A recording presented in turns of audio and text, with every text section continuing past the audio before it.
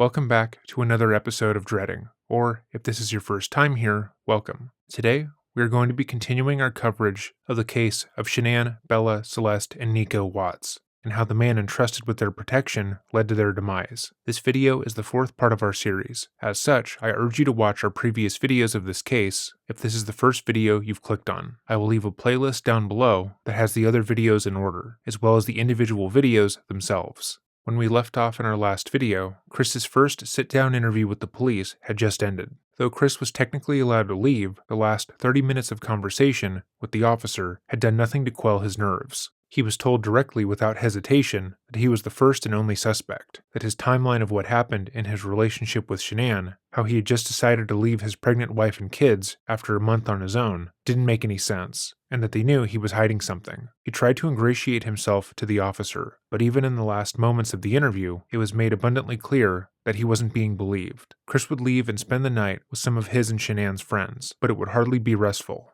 Chris was now entirely aware that he was being looked into not only by the police but the FBI, and he would really have to work hard to make himself look as innocent as possible. At this point, Chris still believed that he could and would get away with this. He believed that he had the prowess to deceive anyone and anything, even lie detectors, because he was such a skilled manipulator. We've stated in our previous coverage that this unwavering belief in himself was strange, namely because he's one of the most obvious liars we've ever covered. Chris's unyielding belief in his frankly poor skills make it appear that he had never lied to someone who wasn't already inclined to believe him. If you've only lied to a gullible person your entire life, you might think you're a decent manipulator, and it seems as if that was the case here. When this interview would begin, Chris would be exhausted. He would have spent the entire night anxious about this very moment, planning how to convince the interrogators to be on his side. He would still believe there was little to no evidence against him, and what there was purely circumstantial. In his mind, he just needed to formulate the perfect answer, explain it in just the right way, to get them on his side and believing that everything that was happening was somehow Shanann's fault.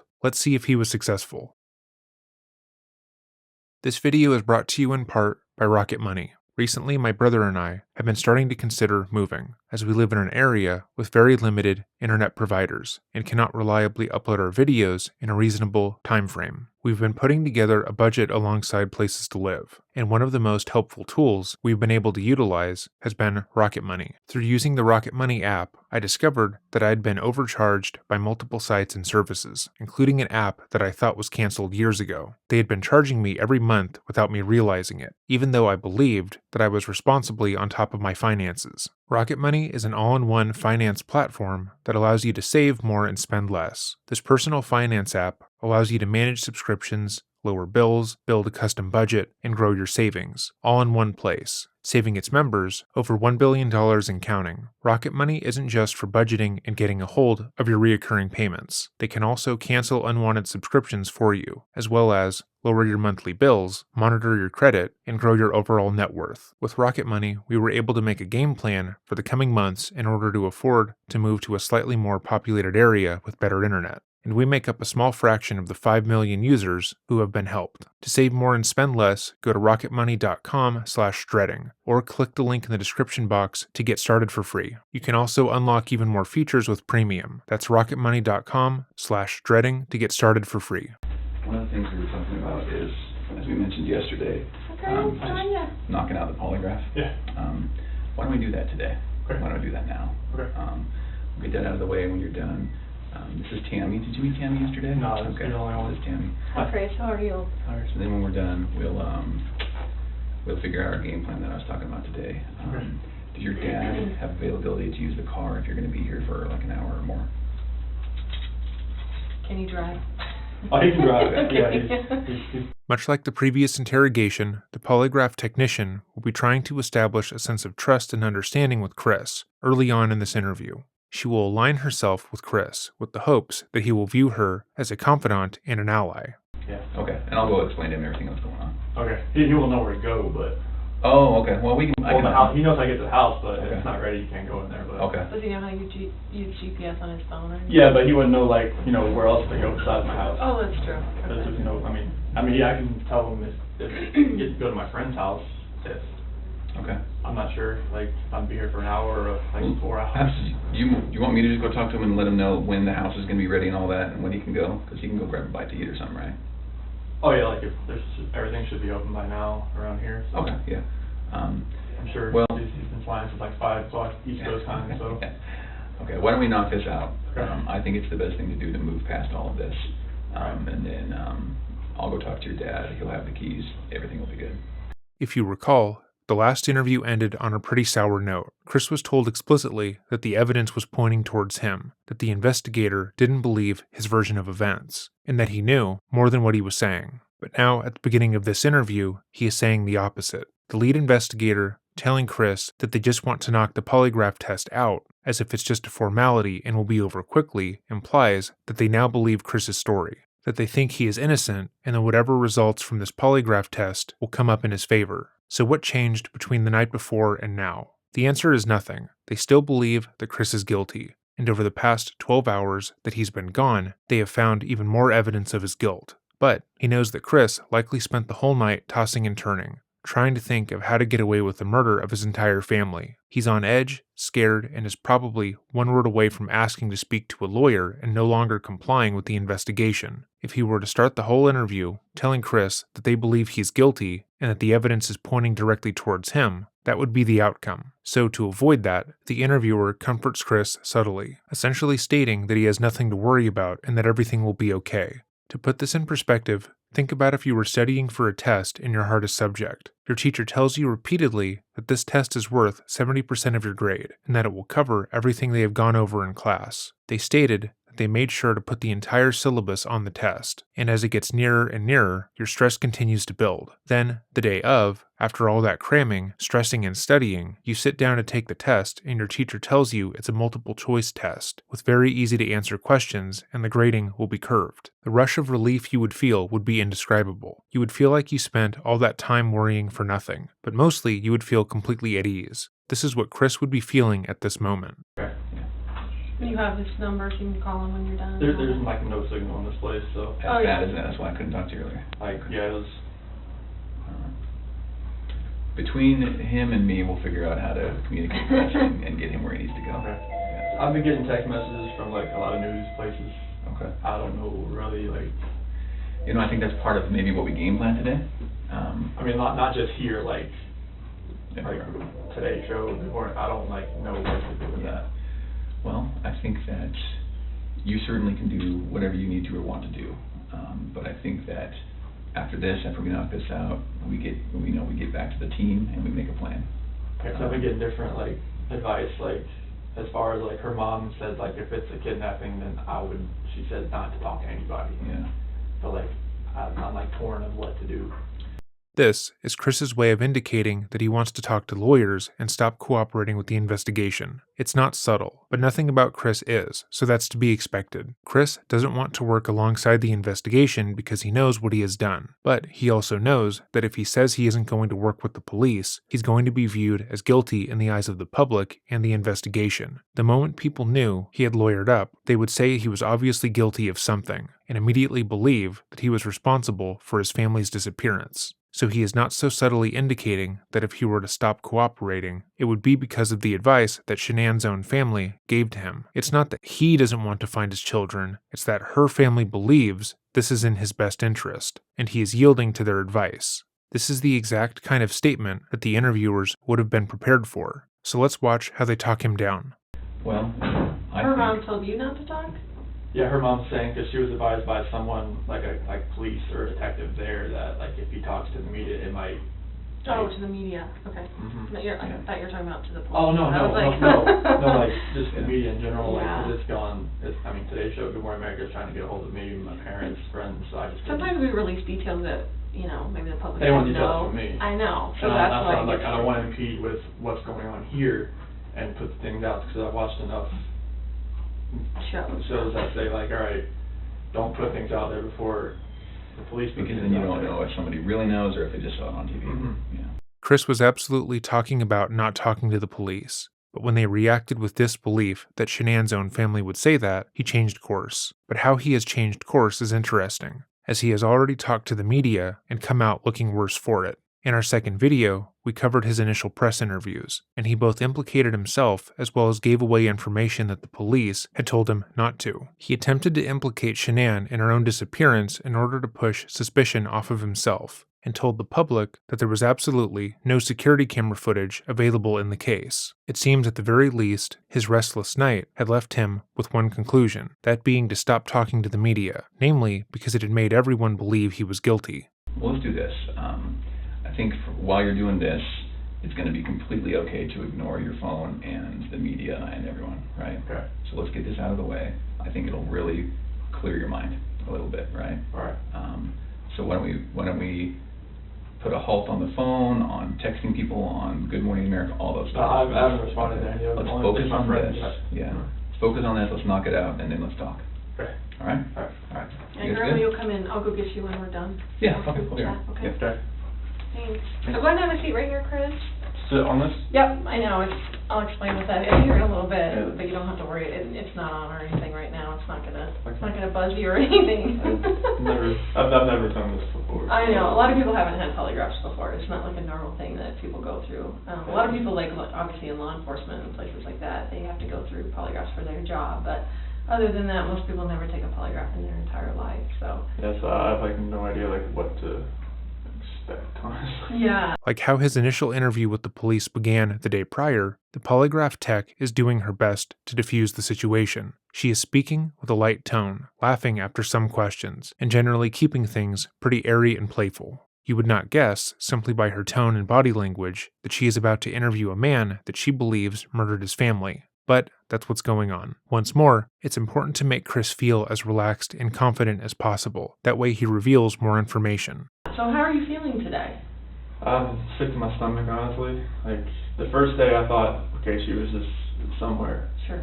And after yesterday, all the activity at my house, I didn't know, it went to the other extreme.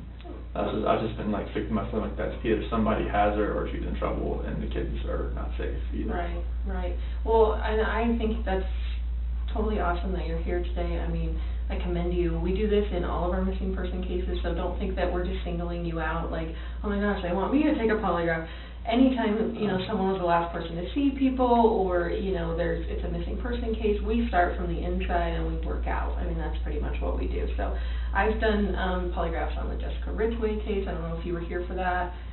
The name sounds The familiar. little girl that went missing in Westminster and Okay. that, yeah. And then just the one that we had in Thornton last year or the year before.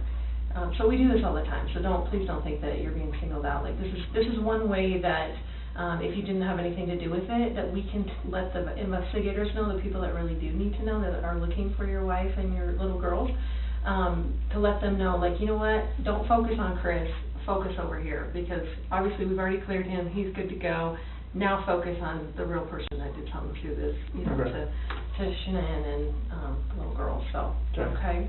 This is not true. Like with these interrogations, polygraphs are not a reliable indicator of guilt. According to the American Psychological Foundation, in the article, The Truth About Lie Detectors, quote, the idea that we can detect a person's veracity by monitoring psychophysiological changes is more myth than reality. Even the term lie detector, used to refer to polygraph testing, is a misnomer. So-called lie detection involves inferring deception through analysis of physiological responses to a structured but unstandardized series of questions, unquote. The article goes on to state, the accuracy of polygraph testing has long been controversial. An underlying problem is theoretical. There is no evidence that any pattern of physiological reactions is unique to deception. An honest person may be nervous when answering truthfully, and a dishonest person may be non-anxious. One reason that polygraph tests may appear to be accurate is that subjects who believe that lie detector tests work and that they can be detected may confess or will be very anxious when questioned. If this view is correct, the lie detector may be better called a fear detector,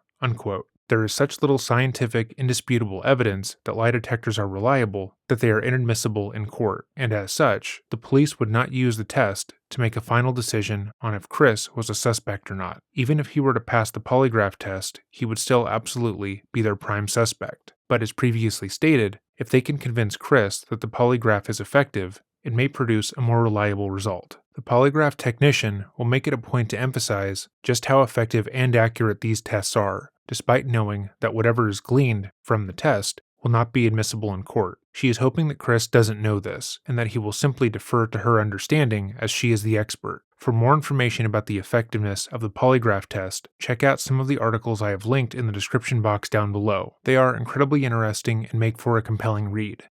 So my name is Tammy. If you can call me Tammy, I'm an agent with the Colorado Bureau of Investigation. So it's a CBI. It's kind of like the FBI, but for Colorado. Okay.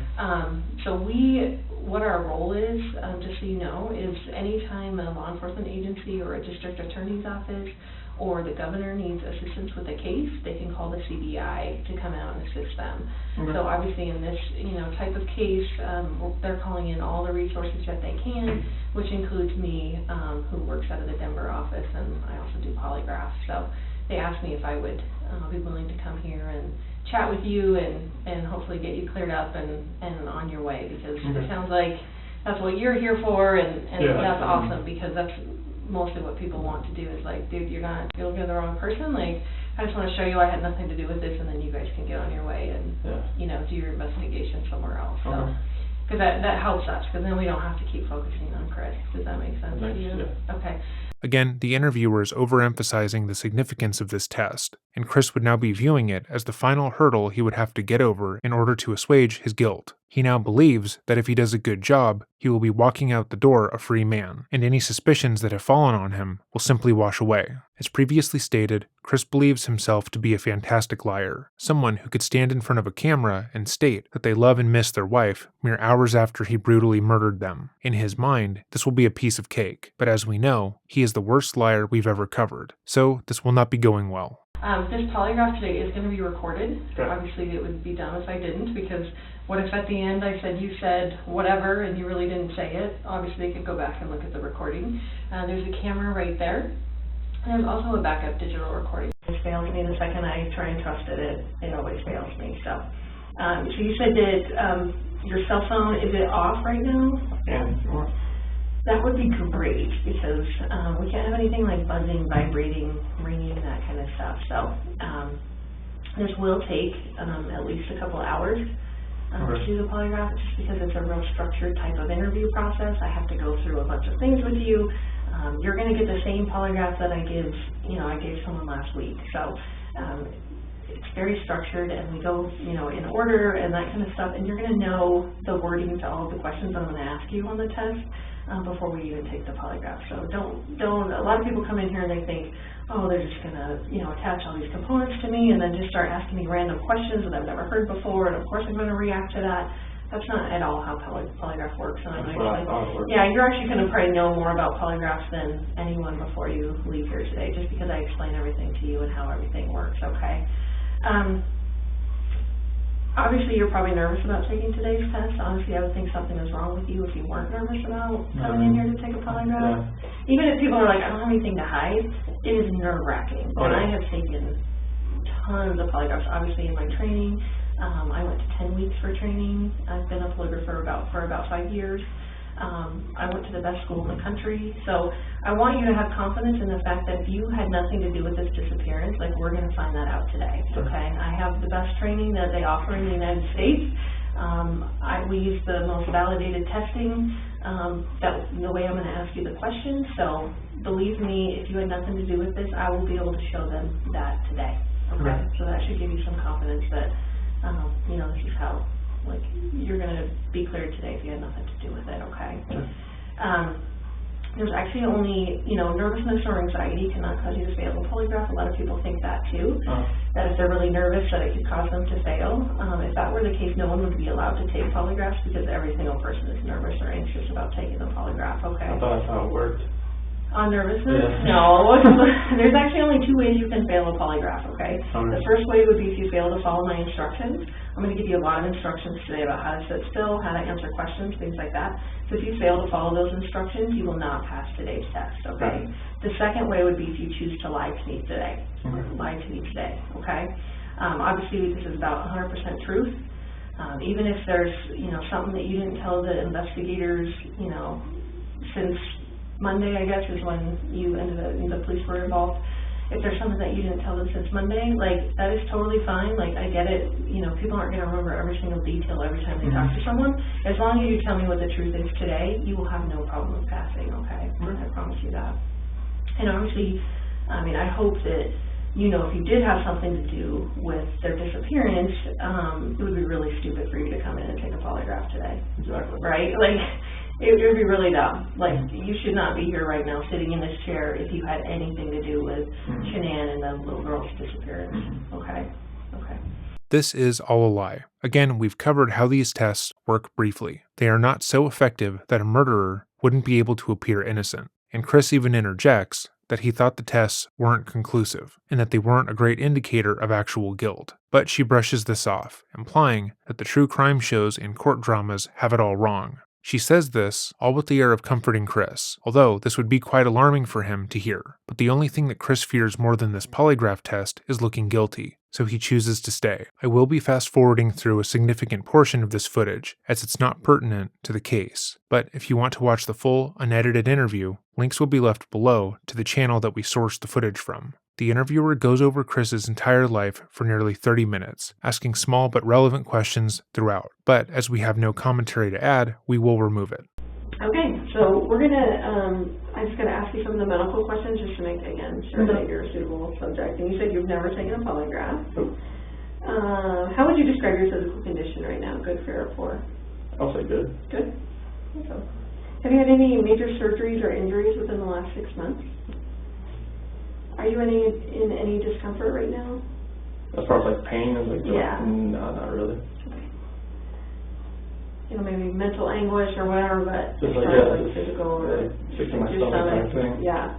The 30 minutes we skipped in the pre-interview did its job, as Chris seemingly forgot why he was there. If you are the husband and father involved in a missing persons case, that case would be at the forefront of your mind, especially if you are in an interrogation room, about to take a polygraph. The questions that she posed, going over his life story, his dating history, and how he grew up, would do very little to distract him from the problem at hand, as he would want to find and get his wife and children home as quickly as possible. It's likely that this fictitious father would even get angry during this portion of the pre-interview, finding it to be unimportant next to his family's disappearance. But not Chris. Chris enjoyed the conversation, laughing and going over various tidbits about his life, and how his parents were upset when he moved out as an adult. Being able to go over his life prior to meeting Shanann and becoming a father gave him a small bit of relief from the terrifying situation that he's in, so he truly relished it. He enjoyed it so much that when asked if he has any distress, he says no, even though you would fully expect any loving father to be deeply and truly distressed by the disappearance of his entire family, no matter what he'd just been talking about. Obviously, you're not pregnant.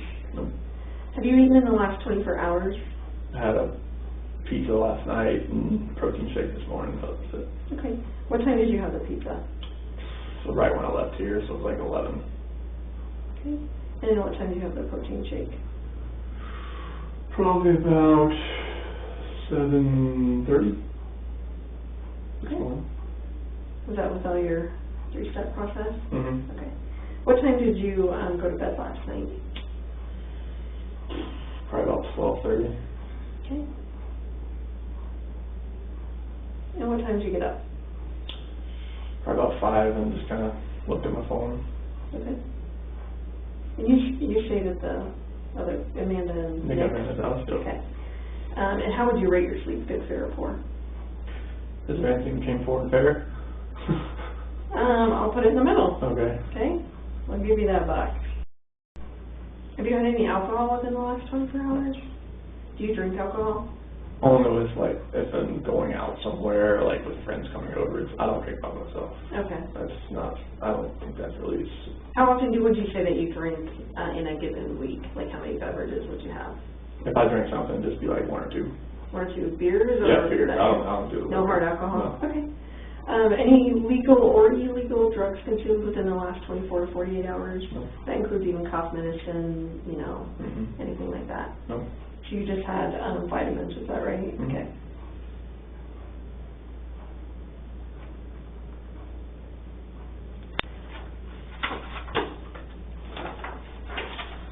All right. So now Chris, we're going to discuss the reason why you're here, okay? Okay. So now what I would like you to do is again, kind of treat me like, someone that has no idea about anything, and that you actually have to start from the entire beginning, like kind of start when, I would say when you met Shanann, just kind of explain your relationship, I guess, just so I understand it, as far as, meeting in 2010 and, when the kids came about and that kind of stuff, and then just bring me up to the point of, yesterday. Okay. If you could. All right, so 2010 is when we met pretty much through Facebook because of my cousin's wife, and she recommended us as friends type thing, and that's how we kind of started talking. And our first date was at a movie theater. Didn't really impress her much because it was actually a nice theater. I didn't really know what I was walking into as far as I walked in, and there was a doorman, and he was all dressed in a suit, and I was in camo shorts and DC shoes, and I was okay, hopefully I'm very underdressed for this. But I walk in, I see her, and she's all dressed really nice, and she told me after the fact, man, I hope that's not him. kind of deal, because we know what each other looked like, but I wasn't really dressed for what we were doing then. But on the second date, I actually made a mistake again. We're in the same thing because I kind of forgot what I wore. But we went to a Kid Rock concert, and I think that's kind of where I won her over, because we actually got to the actual concert, and I forgot my ID, so I couldn't actually get in. So I actually ran back 2 miles to the car and got it and came back. And I was just I was just soaking wet. I was just it was middle of July, August, in South Carolina, and humidity and everything like that. It's on Army base. So I ran back, got it, and everything like that. And then I think it was our next date, we actually went to Myrtle Beach, and she had lupus. Well, her lupus was really acting up in North Carolina. So she had these flare-ups, joint pains, all that kind of thing. And we were driving back, she laid on me pretty much the entire way back. And I think that's when she realized this guy's actually pretty nice, because he didn't tell me all right, get off my lap or type thing. I just let her just rest on me the entire way back, and it was 2.5 hour ride from Myrtle Beach to Charlotte, the Belmont area. But yeah, everything flourished from there. In 2011, I proposed to her over in Ocean Isle Beach. That was around our anniversary, and I did a ride there on the beach at night, and I could tell, she was extremely tired, and I was I just want to do this, I want to do it today. And she knew so why are you being so persistently get me out here right now? I was let's go out to the beach. It's a nice night.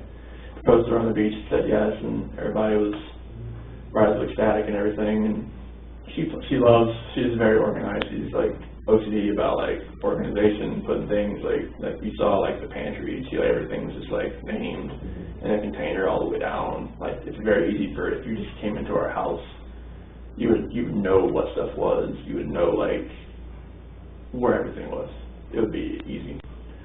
So everything was just, she was planning the wedding, everything was great. And then 2012, she were here, but she was planning the wedding from here, but everybody was back in North Carolina. Mm-hmm. So it was guess you call it destination wedding if you want, because they fly back for that. But we got married, and it's this DoubleTree Hilton hotel that was there.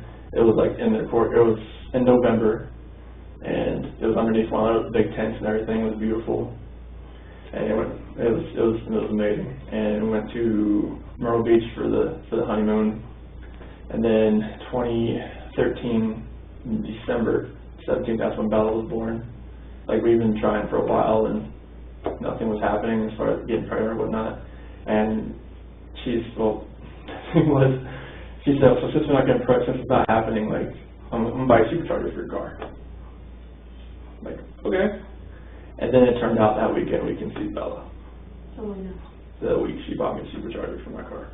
Chris has just gone over very personal, significant details of his life with Shanann, and he once again shows no emotion. He recounts their first dates and the comedy of errors that took place therein, with him underdressing and having to run 2 miles to even get into the date, and there is still a distinct layer of apathy in his voice. It's been mere days since he murdered his wife and buried her body, and he is so completely unaffected by her death that he can talk about her without so much as a tear. Even if he is trying to portray a man who only believes his wife and kids are missing, his lack of emotion and care stands out. So it was Did you take that back? I'd already put it on. And it was actually like a special order, like part that was sitting in a dealership. Okay. Stuff like that. So like it was ironic that it happened that, you know, like bought a supercharger for my car and then that weekend conceived Bella. And then Bella was just a gift. I mean, she didn't think she could get pregnant because of the lupus and everything like that. Like the doctor said, it could happen, it might not, but it happened, and it was a blessing in disguise right there. It's like, oh my goodness, it just happened, you know. So like, did she have normal pregnancies? It's Like was Bella's normal? Bella's was she had shoulder dystocia when she was born. So was it like her shoulder was? She was turned. Oh, just turned. Yeah, where like we had it like push her out. But she had a vaginal birth? Oh yeah, all that. That was. Cord wasn't around her neck? Nope. Or anything No. like that? No. Okay. Nothing like that. So Bella was born December 17, 2013, and she was a gift. So just go along with Bella, and then and Cece was born July 17, 2015, and we had this whole little thing staged up with Bella in the crib and a little eviction notice. Like she was there, and it worked out pretty well because she was just standing there crying, like, you know, like I don't want this type of thing, you know. I saw one of those that went like viral on Facebook, so that's weird. It would be yours. Yeah, it was. And she was sitting there crying with a little eviction notice, and she recorded it, and it was an amazing day just to see that. And then Celeste, I was there, like she had a midwife for this one, so like they actually had me like, you can stand here and like, you know, catch her, and like, but Celeste came out like so fast that like I barely had a chance to go like this, and they moved me out of the way because she just like came out. So it was Celeste. I was a lot better with Celeste because with Bella I didn't really know like a lot, like what I should do, what I could do, how to calm, stuff like that, like, you know, burp, right. swaddle, everything like that. Like I didn't know. Yeah, I had like no idea. I just pretty much watched, like, all right, how do you do this? And then with Celeste, it was more of like, that's why Bella kind of like, she's a mommy's girl. Then when Cece was born, did you care if it's Cece or Celeste? No, okay. Over. All right, when Cece was born, it was more like, all right, I know how to change a diaper. I know how to do all this. Like I can do this. I can help like a lot more. That's why Cece is more of a daddy's girl now. Like whenever she gets in trouble, it's just like she said, and Shanann gets mad because like, all right, don't cuddle her. When she gets in trouble, like she's in trouble, leave her alone. Like she just bit Bella, you know. She just like hit Bella, like don't coddle her. That's where I'm from, coddle her. So it's like having them both around is just like absolutely amazing. They're like two peas in a pod. Like Celeste is more the rambunctious, just like all out. She either goes or she's sleeping type thing. So she's always getting in trouble, always like trying to find something to climb, jump off of. Like, is that like you or is that like Shanann? Bella's more like me. She's more of the calm, just like she's cautious type thing. Like when Cece, I think, fed off of Bella a little bit as far as like, all right, she's my sister. She's the younger one. She's the youngest person in here besides me type thing. And she kind of fed off of her and some of her friends that like, you know, came over. And that Cece just kind of like built that attitude. She was just like, yeah, she's a rambunctious little munchkin. Like if I'll show you a picture, but it comes off. But like when she was on the plane coming back, I mean, she just had like this face like that. Like don't like. But she was excited to be on there, or? Oh yeah, it was just like she was like being like. You can imagine a little kid in a plane in a seat. Like she feels like she loves to move around. She doesn't like, you know, sitting in the same spot. Type thing. And then when Shanann told me about the third child, it was just like, all right, let's see what we got now. See if we can, boy or girl. I mean, we're trying for a boy. So Shanann was 2 months pregnant when Chris ended her life, and in previous interviews and assessments, he stated that he wanted to end the marriage for about a year, but in this interview, he tells the story differently. Instead of saying that they just happened to get pregnant out of the blue, he says they were actively trying for another child, and he admits to hoping it would be a boy. But within the span of less than 2 months, he had changed his mind, fallen completely out of love with Shanann and the girls, and no longer wanted to be a part of their lives in any capacity. However, when he talks about them in this interview, instead of despair or worry, he sounds happy. He is laughing while talking about the 2 daughters he admitted he believes are being held against their will, and doesn't realize how strange that is in this situation. Now we're just like... Is it a boy? We haven't told anybody yet, but yeah, it is. Oh, it is? Yeah. Can they find that out that early, or? At 12 weeks, they could find out, really. Wow. She had one, the ultrasound was last week. Let's see. Yeah, it was last week. So, found out it was... Were you both there for Yes. that? Oh, nice. Yeah. So it was like right when we got back, so it was like this guy went back on the 8th, so it was on the 8th, that was the ultrasound. Get my days mixed up, like now, I'm not sure even what day it is right now. But yeah, we had ultrasound. 15th today. I was thinking about Monday, Tuesday, Wednesday, Sunday, all that kind of stuff, but like, yeah, we haven't told anybody yet, so. So both the girls were born out here, right? Yes. Okay. Yeah, Bella was born at Good Samaritan. Cece was born at Vista. Did Shanann go through any like postpartum or anything like that with either of them? No. No? Didn't see anything like that. Good. Did she breastfeed? Yes. Both of them? Yes. Okay. Very cool. Bella a little longer than Celeste. So Bella was how old when she got pregnant with Celeste? So they're about 19 months apart. Okay. So like 10 months old? Yeah. Oh my goodness. Yeah, I know. Yeah, you were like, oh my goodness. No, we didn't know if it would happen again. That's true. So were you guys even using protection, or are you just like, it's not going to happen, so it is what it is? Yeah, it is. We'll take what God gives us, kind of thing. Very nice. Okay, so keep going from after Celeste was born. So after Celeste was born, I mean, we kind of thought, we kind of see how 2 kids went. They're just like rambunctious, they're sister love, and now they're 4 and 3. Bella will be 5 in December. So it was like, if it happens, it happens. As far as like having she used fertility drugs on both Bella and Celeste. Oh, she did? Yeah. Okay. The 3rd child now, she was on no medication, nothing like that, or she's just on Thrive. She's healthy. She feels healthier now. And then with the Thrive, she really thinks that we only tried twice, and it happened. Oh. So she really thinks that it was more of being a healthier person. Sometimes just having the stress off, have my kids, so this is just a bonus. If, oh yeah, like that. Yeah, that could definitely Seems like a lot of women think, oh, we can't get pregnant, and they have a baby, and then they're not worried about it anymore. So then they get pregnant again. Yeah. Like, oh, I didn't think it would happen again. So, definitely. Yeah. So tell me about after that. So. It was just after we didn't think it would actually happen. So we really think that being on being a healthier lifestyle, being healthier, really helped this. Only really trying twice, and boom, and it happened. So it's just been. And when did she find out she was pregnant? I would say it was in probably the 1st or 2nd week of June. Okay. It's not very long ago. Yeah. And she's about 14, 15 weeks right now. Okay. So why don't you bring me up to, why don't you start with if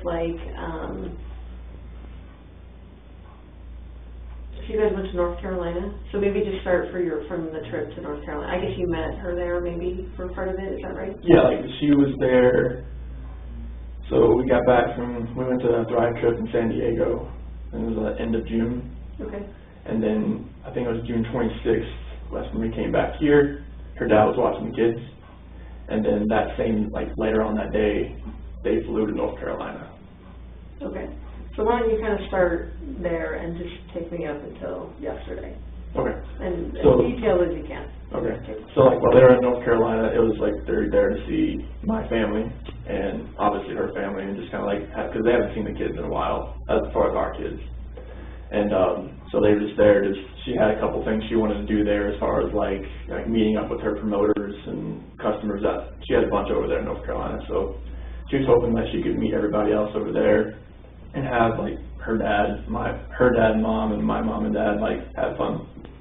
With the kids. And free babysitters, heck yeah. I know. But yeah. It was mainly just a little family vacation for them right now, for them on that trip, just for everybody just to see the girls. And Celeste's birthday was during that, on July 17th. So they had a birthday party there with like jumpy houses and stuff like that, and they FaceTimed me during it so I could see it. They didn't have a birthday party out here for her because it was, you know, when they got back it was in August, so. Right. So, but yeah, I got to FaceTime and watch it all, and it was pretty much just hanging out with family the entire time. Okay. Yeah. That is patently different to how Chris described this event the day prior with the male interviewer. He described this trip as being eye-opening for him as he realized during it that he didn't want to be with Shanann anymore. He did very little to describe why they were going on this trip, leaving out most of the details that he gives here. With the female interrogator, he gives more detail and gives a more thorough accounting of all the things that have happened throughout his life. It's interesting to see, having just watched and reviewed the interview he had the night prior. It seems as if Chris has a bias towards the female interviewer and is more determined to get her approval. And I was here just going to work and working out and going running and just keeping the house up and doing that, and just I waited till my flight was July 31st, and I flew out there for a week, and I flew out there for a week so I could fly back with them. So we went, so July 31st, I got there, stayed at her mom and dad's house. The next day we drove to the beach, stayed there for about 4 or 5 days. It was in North Myrtle Beach. And first time the kids were seeing the beach. So they were ecstatic, obviously, seeing waves, being in the sand. They love sand. Unfortunately, they love sand. Because it's just like you get them back, you just got to shower them off. Because CC was so like into the beach that, I mean, her bathing suit was just full of seashells. It was like, okay, let's get all this off of you and rinse you off, please. Right. But yeah, it was an awesome trip.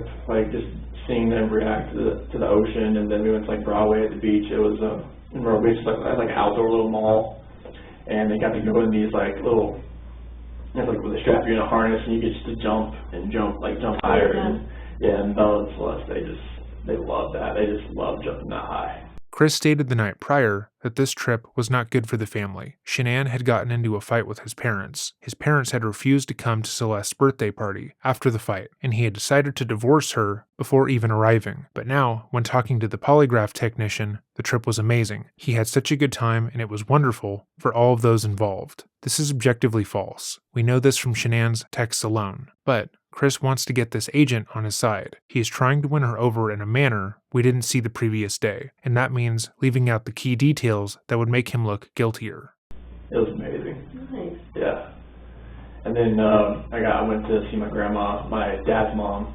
She's in a nursing home, so like some days she remembers people, some days she doesn't. And luckily that day she did remember me, so that was really a good day to go in there and went in there with Shanann and the kids, and obviously like they had already been in there a few times while they were there. Sure. Yeah, and they were. She lights up when she sees those kids. I call her Mama. That's what she always calls, but Mama. She lit up when she sees the kids, and she remembered me, and that was great.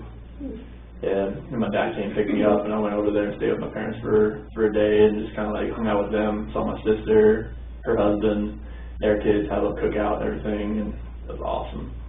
And then the next day, I think it was the 7th, yeah, August 7th, yeah, we went to her parents' house, had everything packed up, ready to go, and flew back here. Chris is deliberately leaving out his marital issues with this interviewer. He seems to have realized after his last interview that stating that you decided to leave your pregnant wife and children after 4 weeks on your own, and then them immediately going missing after you made that declaration, makes said person look guilty. As far as he is concerned, based on what he just said, their relationship was fine. He loved his children, and he was an ever-present father. And then got back on later on that night, the 7th. And then on the 8th, I went back to work.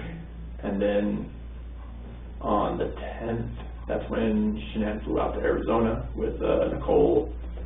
And I had the kids from Friday, Saturday, and Sunday.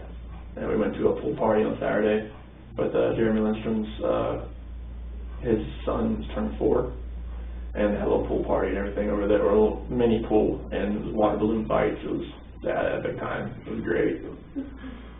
It was awesome. That was awesome. It was just seeing their faces and seeing how much I mean, they didn't really play with water balloons that much at all. So Cece, like, she would come over. She put one right in my pocket, and just smacked it while I wasn't looking. She's a little trickster, so that was funny. And drove home, got back home, ate, and it was a really awesome day.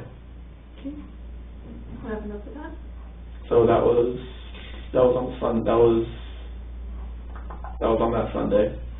So got the kids back, got them all showered up, got them to bed, and just pretty much waited around for hear from Shanann, because she was flying back that night, and her plane got delayed because there was a lot of dust storms in Arizona. Mm-hmm. And there was some other weather around that was delaying flights getting in there, and they didn't have a crew. That's why it was delayed. So her flight was supposed to get in around 11, but it didn't actually get in until about 2. So it was about you want to just go into this now? Yeah. Okay, cool. So about 2 o'clock, she came into bed. About 1:48, my doorbell picked up that she came in, but at 2 a.m. that's when she came into bed. And about 4 o'clock that morning, so my alarm went off, so that's when I usually get up, get ready for work and whatnot. So I get up, get dressed, brush my teeth, deodorant, all that kind of good stuff. I don't know if to take a shower because I work out in the oil field, but I'll take a shower when I get home. None of this information is important, but Chris is attempting to give himself a bit more time before he has to go over what actually happened that morning. He knows that the first time he told the police this story, it didn't go over well, so he is hoping that he has better luck this time around. Type thing. And she told me before she got in that I want to wake up, when you get up, just take a shower, get the airport off me type thing. So I woke her up about after I got ready and everything, and then we had to talk about the selling the house and about separation and stuff like that. It was an emotional conversation. Obviously we were both crying, and after we talked, she said she was going to take the kids to a friend's house and that she'd be back later on that day. So it's okay, that's fine. So I went downstairs and packed my lunch and filled my water jug and got my computer and everything and loaded my truck up, and I went to work. And then once I got to work, started working, and about 7:40 or so, I texted her hey, I hadn't heard from her. I was okay, I didn't know where she was going.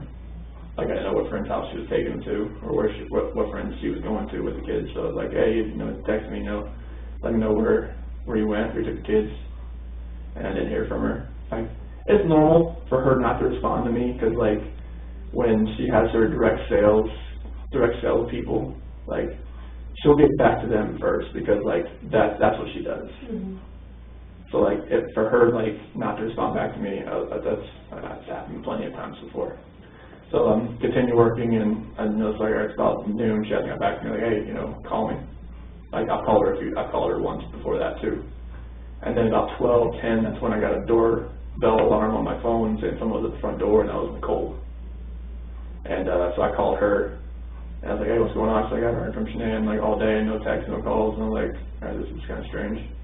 So Nicole's at the front door, and she's okay, her car's here, I can see her shoes, because we have this little rectangular long window next to the door, and she could see her shoes right there and whatnot. She's all right, something's going on. So she called me, she was all right, I can't get a hold of her, something's going on. And that's when I came home.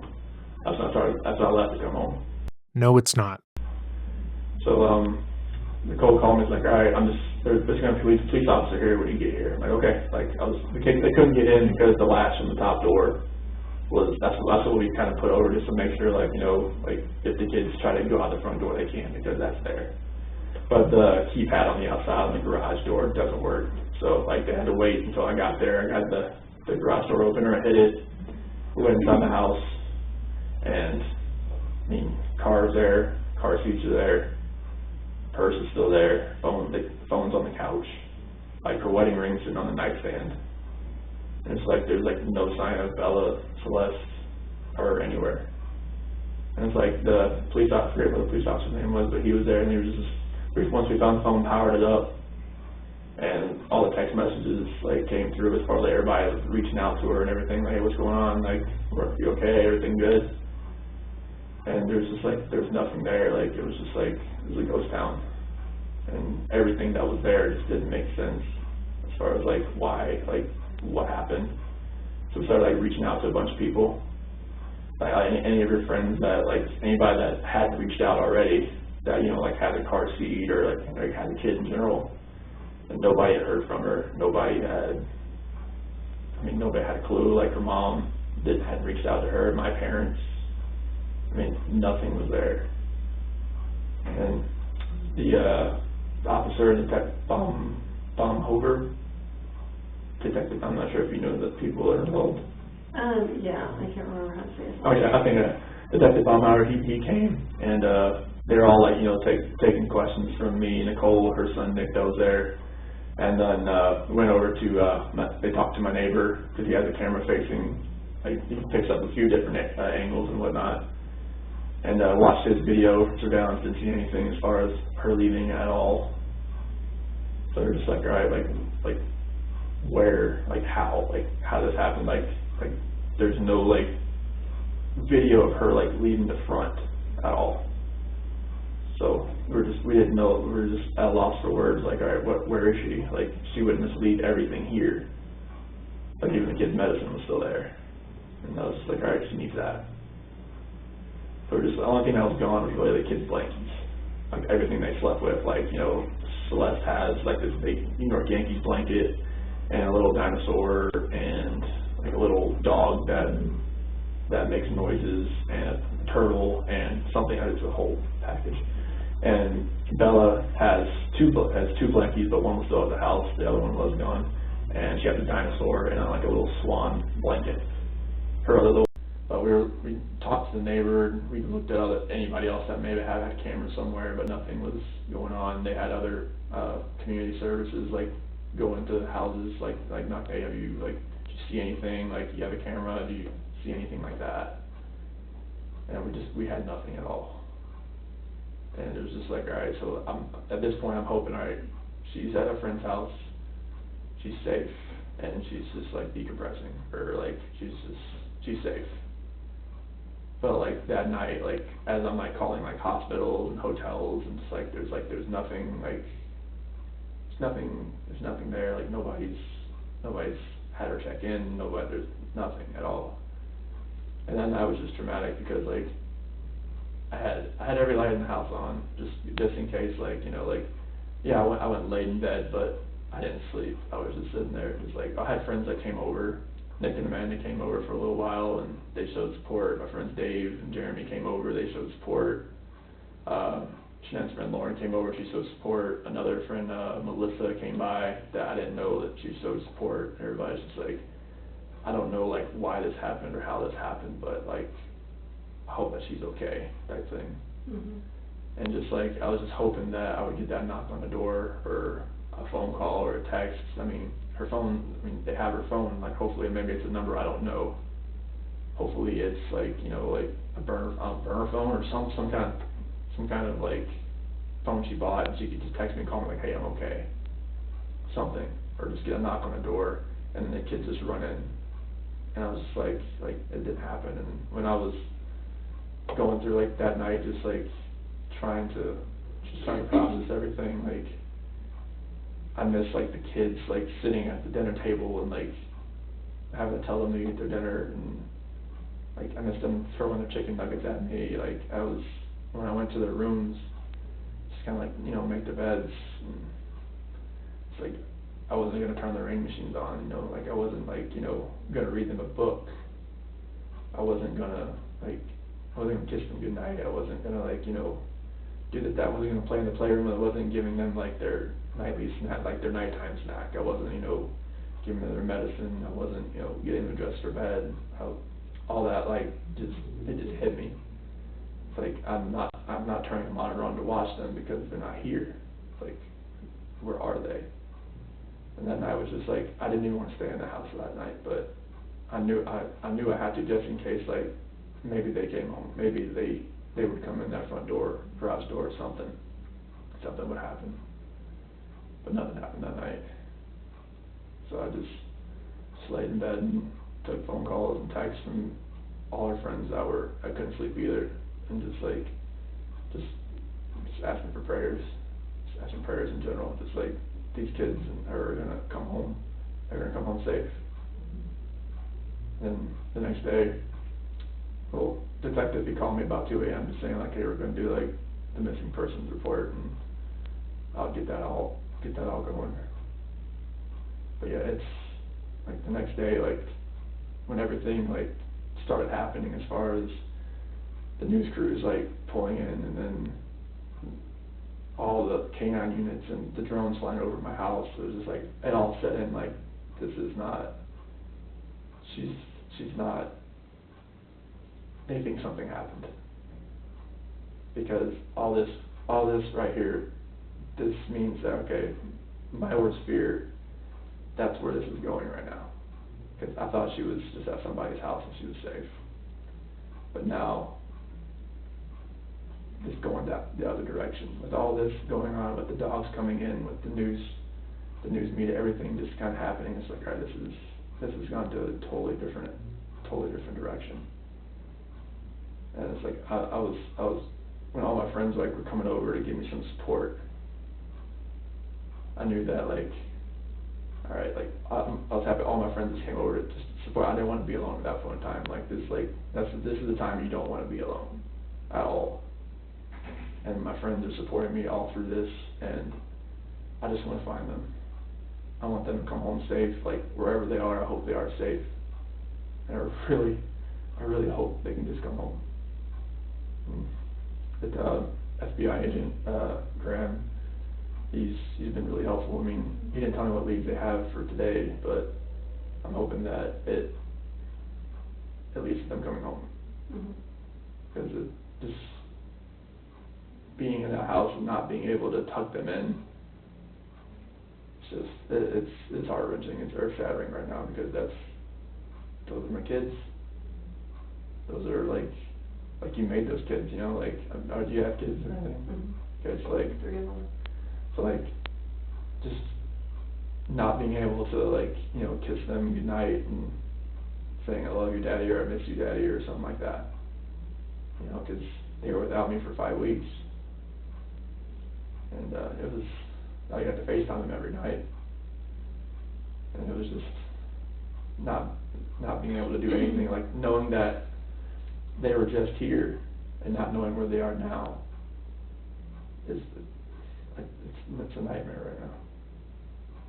Chris believes that he has just put on the performance of a lifetime. He used all of his best lines from the previous interviews and tried to infuse it with a little more emotion, although to be clear, he was still not successful. Chris continues to repeat that this is his nightmare, that he was so sad spending the night alone in the home, and that being without his children is so incredibly hard for him, but the day prior, he described being without them as being one of the best weeks of his life.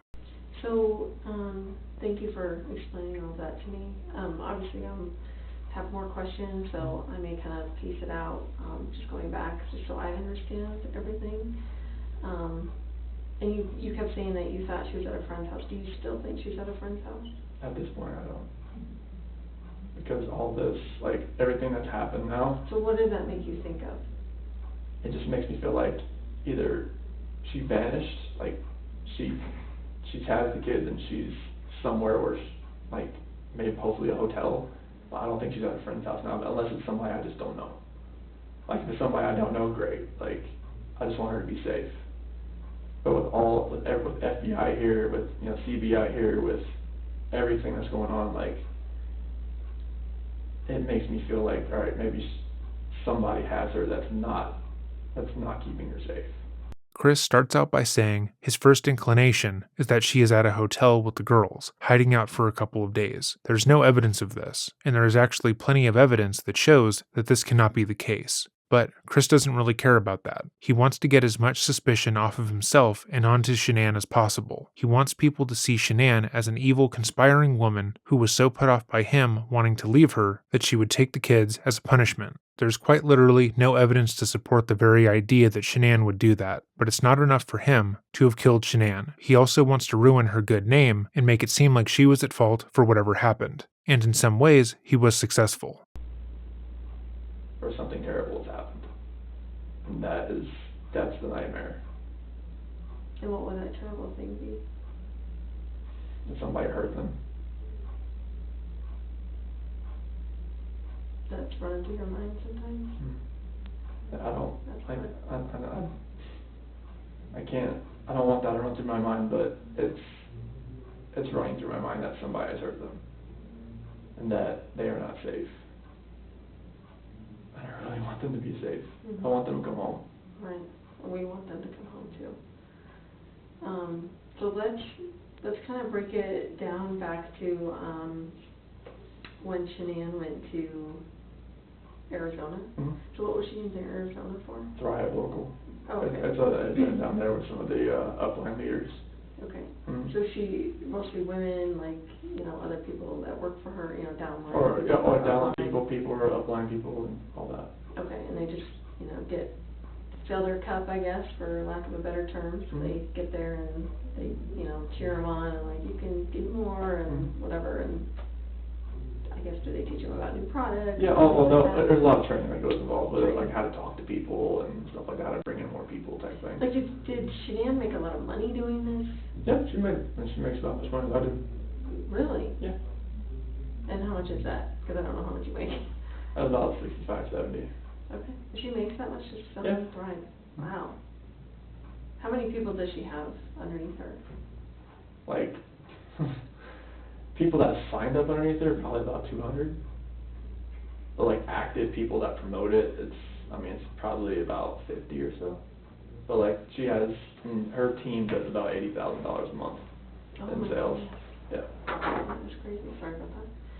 Okay, so she's at this conference, and obviously, even before that, like, you said that you kind of talked about, separating or whatever when she got into bed or after you woke up. Yeah.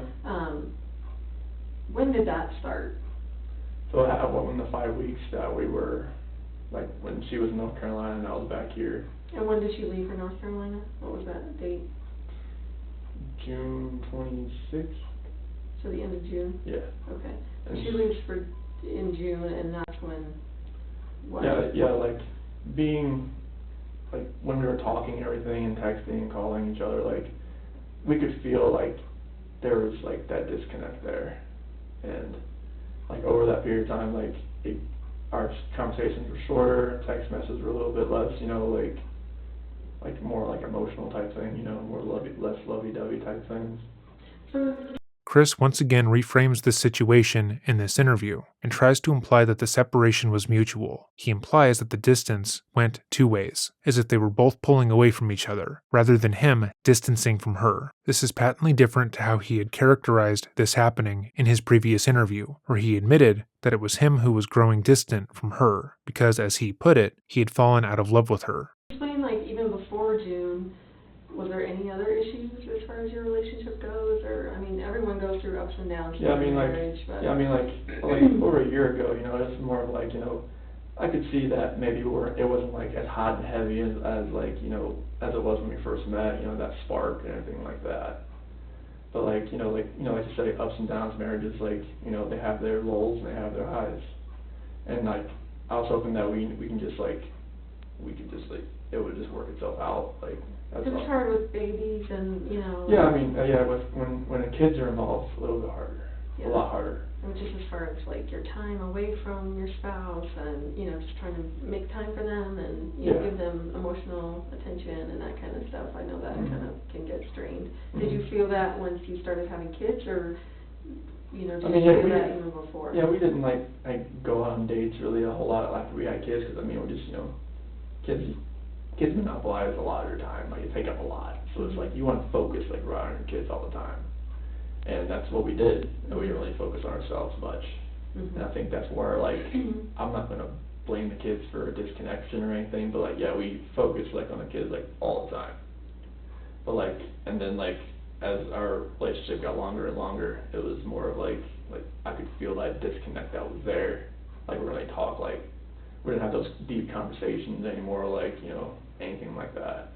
Chris bringing up his marital issues in this way is suspicious, as you would have thought he would have made it more of a point when talking about their last weeks together. But it's not until she asks for more information about what happened that he tells her about how he fell out of love with Shanann. He doesn't seem to realize that what he just said goes directly against his previous statement about the state of their relationship prior to her pregnancy. Chris described the family unit, specifically Shanann and himself, as being happy. that they purposely tried to get pregnant because they wanted to have a third child. If their children were causing such strife in the relationship, so much so that he no longer felt close to her or like they were still in love, why had he characterized her getting pregnant as being a blessing? Why had he gone out of his way to state that they had both wanted the child, if he really didn't? Why had he described the relationship prior to her disappearance as being wonderful? The answer is complex. Firstly, they were in a happy relationship up until a month prior to the murder. He isn't necessarily being dishonest when he said the relationship was happy, because prior to the last month of Shanann's life, it was. However, he was well aware that if he states that he began to have an affair with his newly pregnant wife and fell out of love with her in the span of 15 weeks after 10 years together, he will look horrible. So he tries to manipulate the facts to make him look as innocent as possible, but it's hardly successful. But like that's when it kind of all started, and I was hoping that maybe it just worked itself out. And being like when those 5 weeks when she was in North Carolina and I was here, like I could feel it more. Like, tell me about that. What do you mean by that?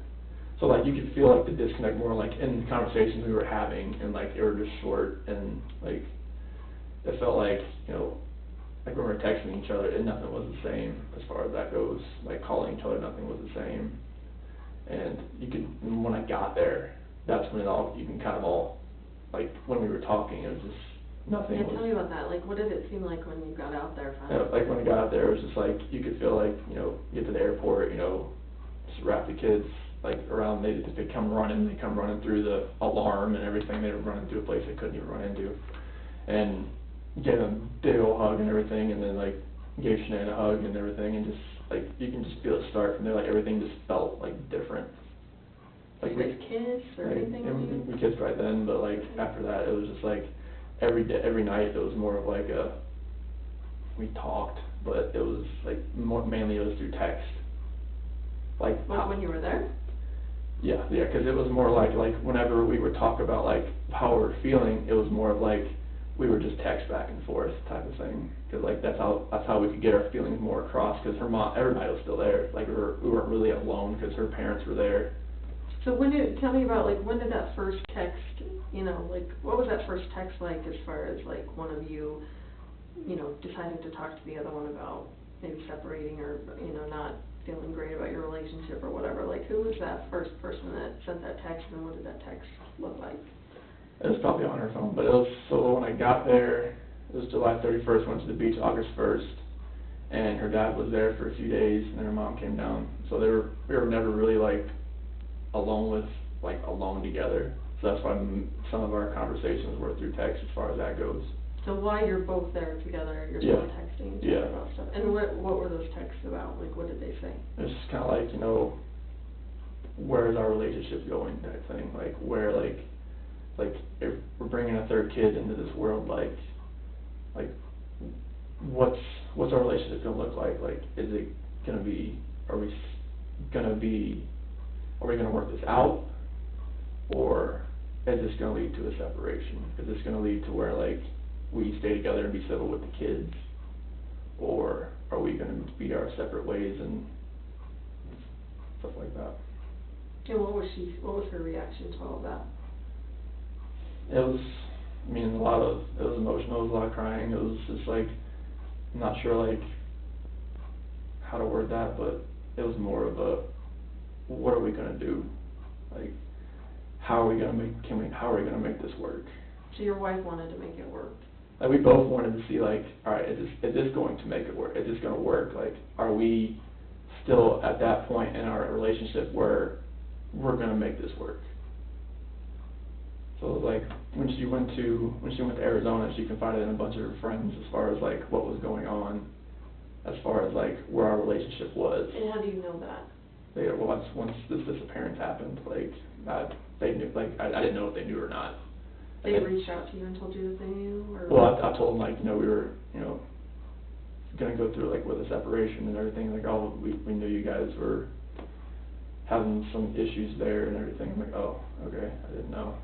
This clearly irritates Chris, based on his tone alone, but the fact that he is surprised at this is telling. Again, it seems as if the moment he began his romantic relationship with Nicole Kessinger, he genuinely forgot everything having to do with his wife and her personality. Shanann was extremely extroverted. It's why she did so well with Thrive. and it's why so many people were concerned when she went missing. She was well loved and well liked in her community, and she was known as being extremely open and upfront with those around her. With that in mind, of course, she began to talk to her friends when she felt that Chris was pulling away. Firstly, she was pregnant, dealing with a barrage of hormones, causing mood swings as well as a number of physical issues due to her chronic illness. And given that Chris wasn't supporting her emotionally, she began to rely on the people who cared about her to help her through the difficult time. And as time progressed, she began to feel like Chris was pushing her away, so she asked her friends for advice. A lot of the people she talked to had gone through similar things, and she wanted their perspective before she did anything. The idea that this was shocking at all to Chris indicates just how emotionally detached he was from her in their final weeks together. Did they tell you what Shanann had said? No. They said they just, they saw her, and her emotional state, it wasn't the same as far as, they could tell something was, it was different about her. So in North Carolina, is that the first time you guys have ever talked about maybe not being together and maybe, figuring out life separately? Yeah. Okay. And was that more, would you say, you bringing it up to her or her bringing Me bringing it up to you? her. Okay. Okay. Did she ask you why? Why now? Or have a baby, that kind of stuff? So Yeah. what did you say back to her? Yeah, it was more of just I didn't feel that connection anymore. Like fell out of love kind of thing, or? Well, yeah, it how was. would you describe it? Yeah, it was more of I don't feel the same way that I used to.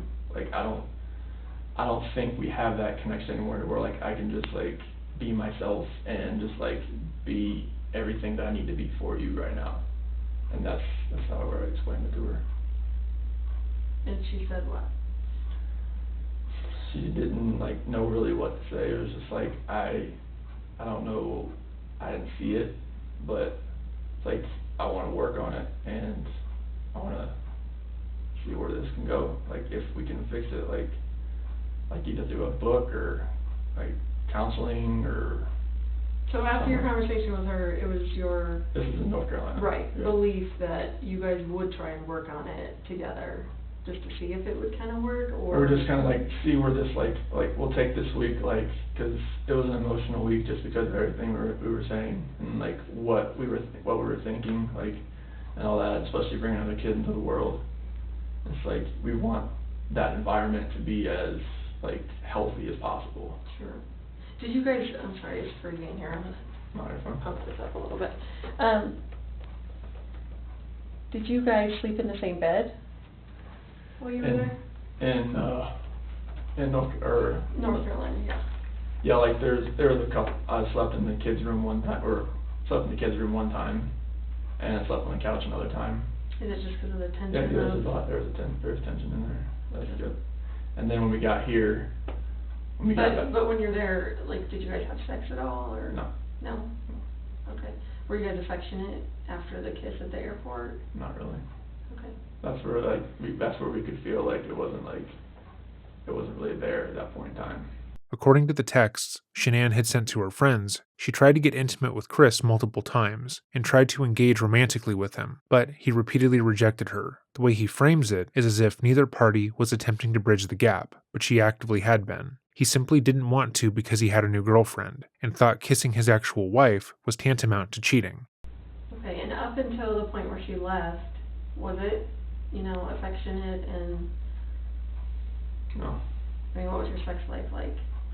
The last time we had sex was in May, when the kid was born, or kid was conceived.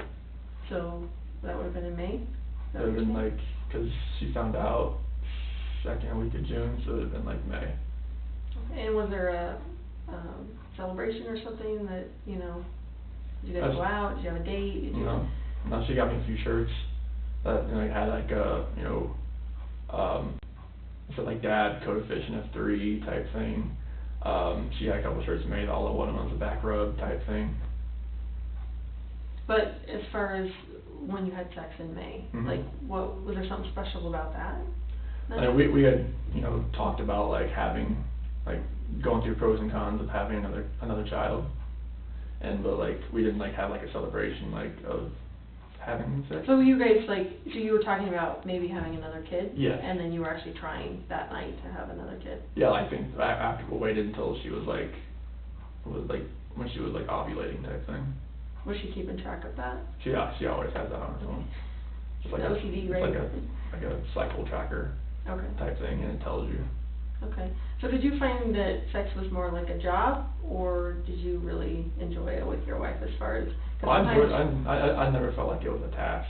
Okay. Or anything Like like even that. like we're gonna do it now because I need to get pregnant, whatever. Like did No, it like, sound no, that? it wasn't like, I mean, whenever you're trying to have a kid, I mean, I think you have to like plan that part as far as that goes. Sure. Because like you can't just like, you know, have sex every day or twice a day, like to get pregnant. You have to like once and then kind of wait 2 days or something, whatever the formula is. Like she said, you have to wait like 2 days and then try again. Okay. But that's what that was. Okay. So before that time in May, how often would you say that you guys were having sex? Maybe like once or twice a week. Chris doesn't seem to realize that this completely goes against the narrative that he had built around his relationship with Shanann. He stated that over the past year, their intimacy had died. He no longer felt close to her, and that it was clear that their relationship was over. But before she got pregnant with Nico, they were having sex 2 times a week, which, if they were only having sex to get pregnant, they would not be doing, as she wouldn't be ovulating every week like he just explained. As far as Shanann knew, and as far as Chris had indicated, their relationship was fine prior to when he began cheating on her with Nicole. That was the only notable issue in their relationship. Okay. So why do you think it significantly stopped right after she conceived in May? Like it was, it's kind of hard to tell because we went through little spurts where like maybe it wasn't like once or twice a week. Like there was times we went like a month or two like without having sex. Like sometimes like I would try and that would, you know, either she was tired or, you know, something was going on, like she was just aggravated or something, and she was like, no, not tonight, like type thing. Like I was usually the one to initiate it. Mhm. Like, but I'd say most times it was like I was shot down, but that's, I mean, married life, honestly. To be clear, Shanann was newly pregnant and chronically ill. Pregnancy is no walk in the park for most people, and for Shanann it was especially hard. But apparently that was enough for Chris to decide to go outside of the marriage, sleep with his coworker, and murder his entire family to be with her. This, of course, is excellent decision making. You kept trying? Yeah, it's like you try. I mean, like you never stop trying because I mean, if you felt like it was a job or a task, you wouldn't try. Mhm. But like, you know, I enjoyed having sex with her, so I mean, Okay. it was. As far as like North Carolina goes, like when you guys kind of broached the subject of maybe, you know, separating or whatever, did she accuse you of, you know, because I mean, I think it would be a normal wife's reaction Oh, yeah, to be like, yeah. Who is it? Like, you know, like Yeah. who's the chick or whatever. Yeah, I mean, like that kind of came up, you know, like, and I was just like, you know, that would never happen, like, you know, the kind of guy I am, like, I was at one of my friend's house, Jeremy, and he said, like, you know, you're the type of guy that I could send you with my wife for a week and know nothing was gonna happen, type thing, like, people know the kind of person I am. Solid guy. Yeah, like, I'm not the type of guy that's just gonna say, alright, my wife's gone, like, who's the girl, like, I can find for this, like, 5 weeks, like, no, that's not me. Yes, it is. Chris again tries to cash in on the fact that people viewed him as quiet and unassuming, but quiet isn't synonymous with good. In later interviews he would give from prison, he would claim that the main reason he was attracted to Nicole was because she actively pursued him. His entire life, he had to pursue the women he was attracted to, and for once, a young woman was doing the same to him. It made him feel special and desired, and he immediately caved to her advances, only waiting until his wife left on a 5-week-long trip to break his vows, meaning that the moment it became clear to Chris that he could cheat on his newly pregnant wife, he did. Had he had the option to do so prior, he would have. He just didn't think he could get away with it before Nicole came around. Moreover, he then murdered his entire family to be with Nicole. Chris had never felt like he had been given the chance to act on his actual wants, and instead fell in line with what others wanted from him. It was the first time he seemingly had done something for himself, and that is a pretty clear indicator of the kind of person he actually is.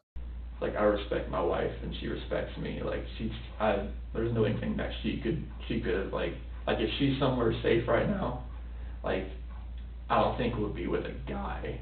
I mean, if it is, I'm fine. Like, I want her to be safe. I want the kids back home. If it was with a guy, great. Come back home. We'll talk about all that later. Mhm. but like I never had an inkling she would do anything to me, So how did that come up from her? Like, what exactly did she say to you? because of our like how like our texts and calls were getting like shorter and everything like that. Like she's like are you having? I was like no, I'm not having an affair. Like that is the last thing that should be on your mind.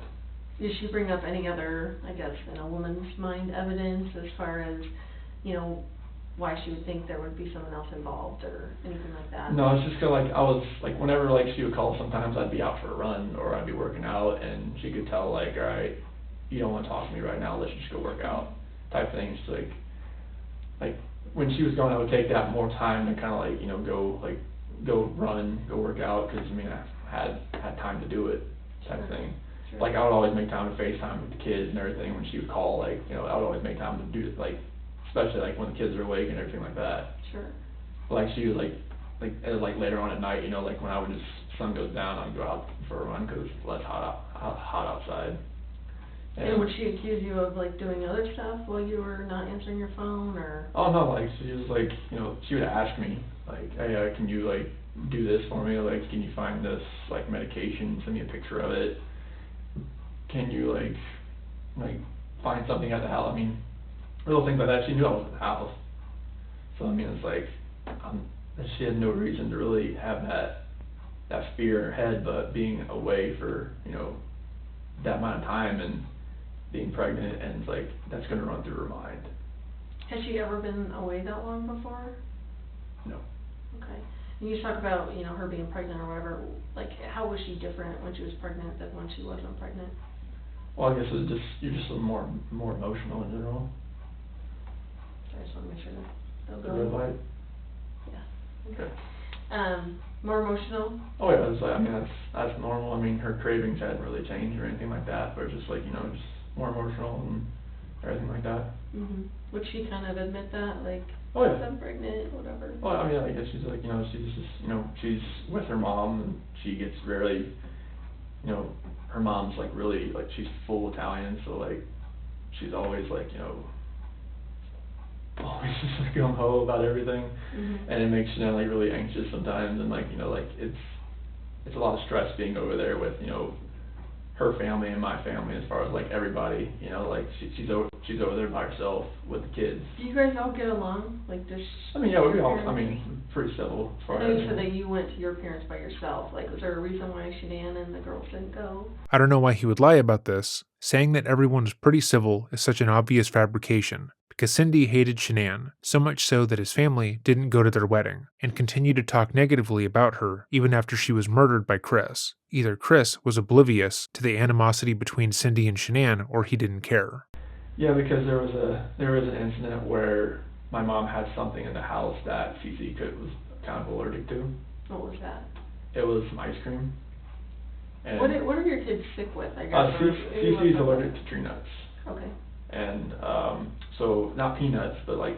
My kid's allergic to peanuts, but not tree nuts, so. Yeah, so peanuts is like I guess it's growing from the ground. Mhm. So the tree nuts like pistachios and cashews and stuff like Those that. are the good ones. I know, and kiwi. Oh, Kiwi's goodness. like grown, like, I guess the spores have like something that's related to tree nuts, found out the hard way as well. But yeah, like there was an incident where she had something in the house as far as it was ice cream that Cece couldn't have, and one of my sister's kids went and grabbed some. She was eating next to Cece, and it was just a point where like Shanann said, they cannot come over here again. Because Cece's the one that kind of would lunge, as she would just grab. Like, I mean, Oh. if my sister's kid had, It would happen so fast you wouldn't even be able to. you wouldn't know, because I mean, like, how we figured out tree nuts was an issue is because Cece had a little sliver of a cashew one day, a sliver, and made her react.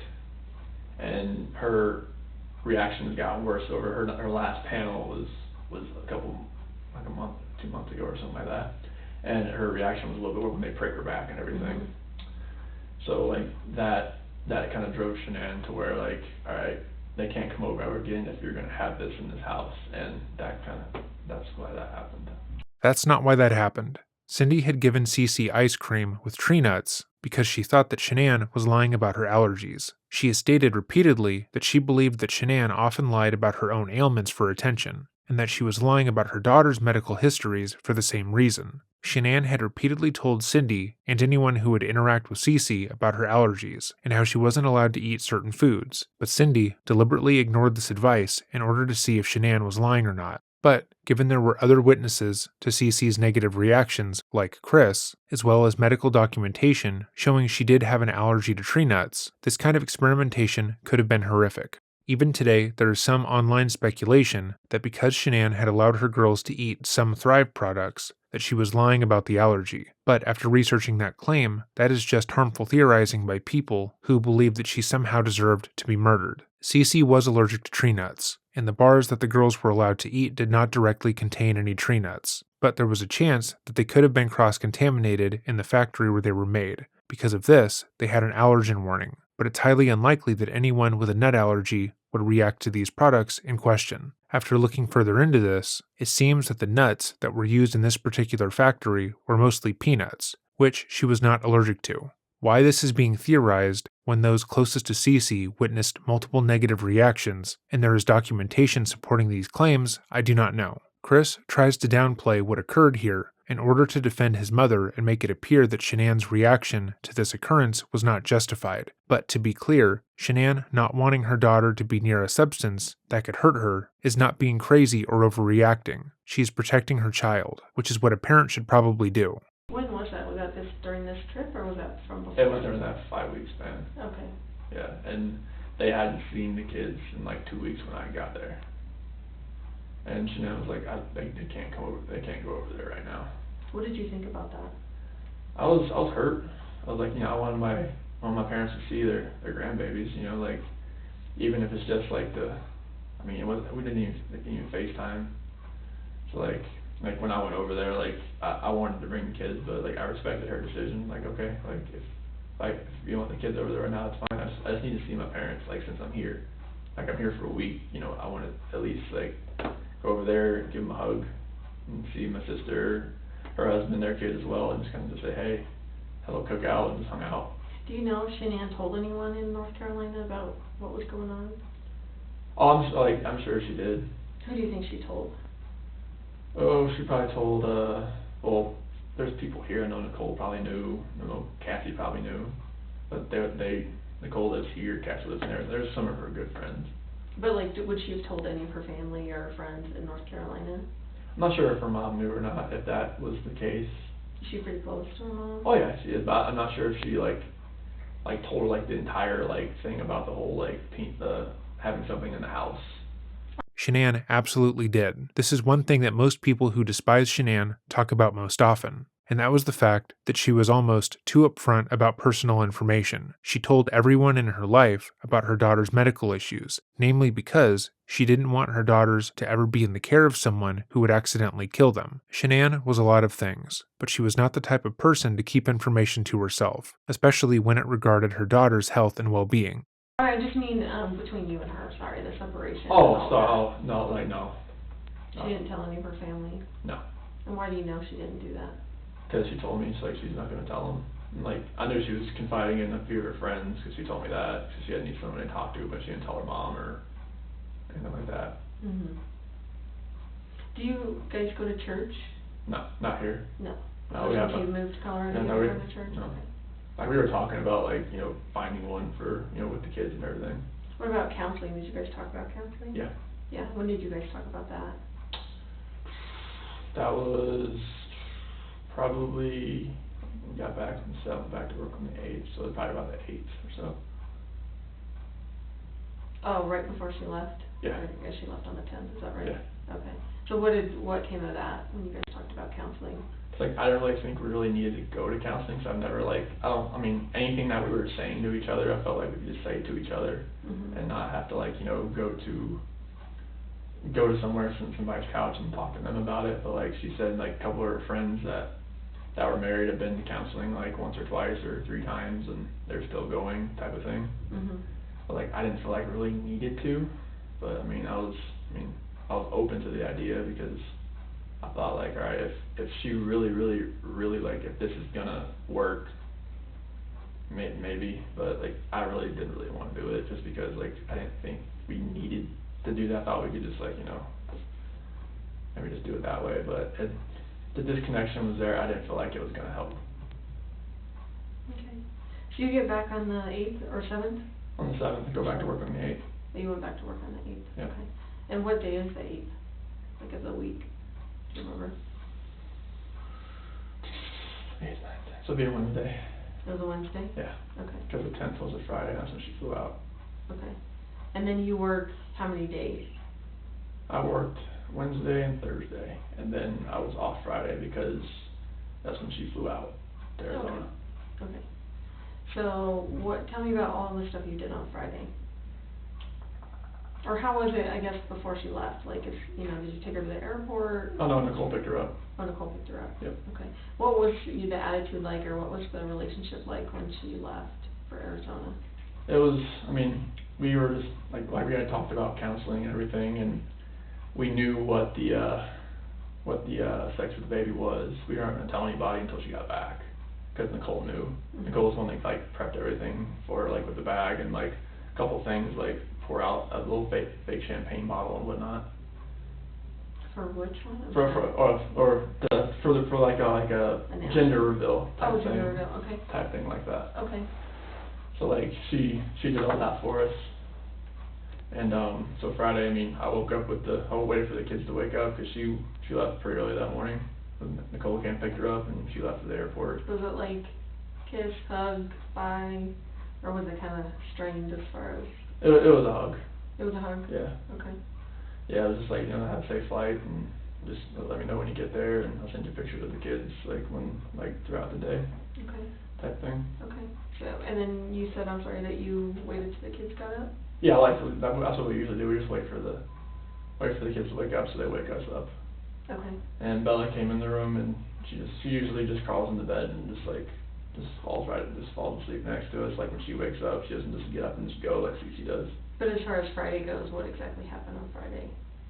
So we just pretty much hung out around the house, just playing around. We went to like a grocery store, went to get my glasses, got some cracks in the frame. We went to Target.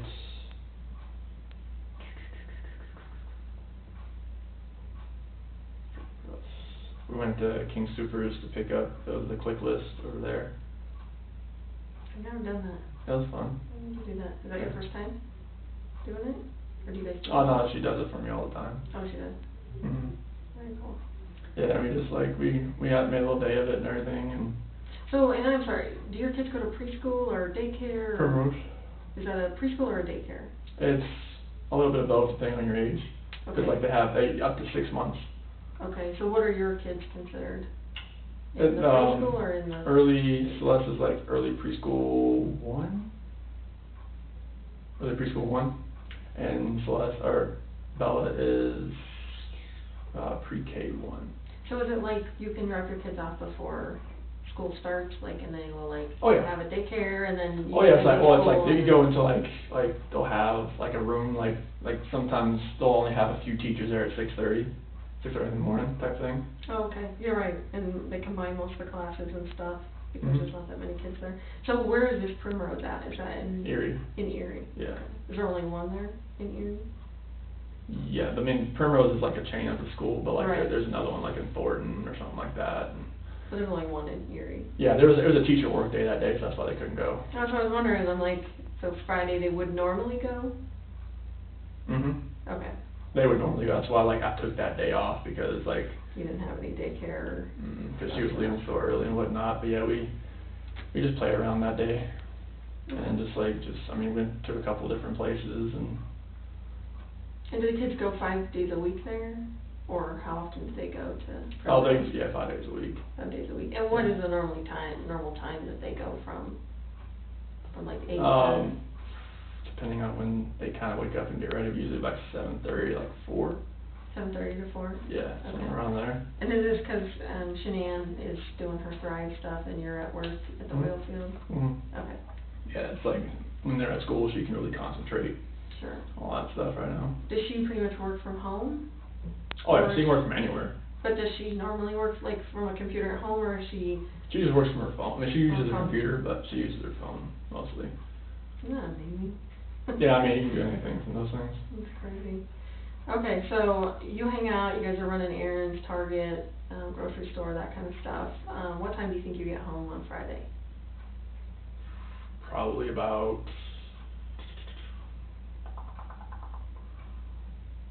I would say probably about 4:30 or so. Okay. And do you guys do anything else Friday night? And just normal things like, you know, just getting ready for bed, or have dinner, getting ready for bed type thing. Okay. Did you talk to Shanann that night? Yeah, Friday night? yeah, I'm pretty sure I did. Would you have FaceTimed her with the girls, or? Oh, no, when she's away and stuff like that, like, we don't FaceTime the girls, they really react to that. Oh, because they'd be upset. They'd be upset, yeah, like Bella was asking a lot about her.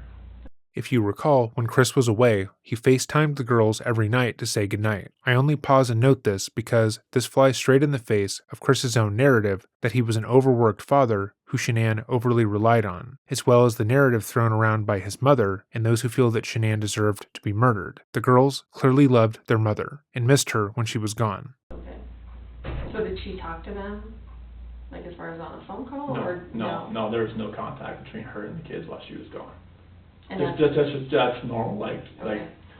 if she like last time there was a Thrive event that was like she went to Canada, and like it was like we do not talk to the girls, like they would literally like have like a cry fest, like. You're like, I can't handle that, so. Well, I mean, she knows, like, yeah. and like it would really make her cry too. Mhm. Okay. So, it was just one of those deals. Right. So what time do you think they go to bed on Friday night? Probably about 7:30, 8 o'clock. Okay. And what did you do Friday night? I went downstairs and worked out and just kind of chilled out at the house and. So your weight is in your basement? Yes. Okay. So you went and worked out, and then how do you chill out? Like, what do you normally do? Sports Center, and just like if there's a cool movie on to watch or something like that. And did you have anyone over on Friday, or Mm-hmm. anyone stop by, or anything like that? No. Okay. And then what happened Saturday morning? Saturday morning, kind of the same thing. Like Bella came in bed again. Like when she wakes up, she comes into bed and just kind of lays next to me, and then just kind of waiting for Cece to wake up, type thing. And then I was gonna go to Costco that day, but Shanann said she'd just do it when she got back. I go back on Monday, get some chicken or vegetables and stuff like that. But I got most everything from that click list, the King Supers. They were just like hung out at the house and played outside, and before it got too hot outside, and just played in the playroom and did some things around the house because it gets so hot out there. Like we couldn't go to the park because they were doing like some drainage thing, and they had everything dug up, and whenever it does rain, it just like puddles up really high, and it was just one of those deals. Because you're in a newer neighborhood, is that right? Our house was built in 2013, Oh, okay. but there was already houses there. I think those houses have been there for a little while. Oh, okay. Mm-hmm. Okay. So you guys come in, or you're hanging around the house, playing around the house. So what happens around dinner time? So Jeremy Lindstrom, one of his daughters, McKenna, watched the girls that night. I went to a Rockies game. Okay. Yeah. He didn't go to the Rockies game. He went on a date with his young girlfriend. Again, he believes that the FBI will not be able to find this information out unless he tells them. But he had already provided them with the evidence of this lie. She knows that he didn't go to the Rockies game and was instead at a bar with Nicole. Who did you go to the Rockies game with? I was people from work. And who did you go with from work? It was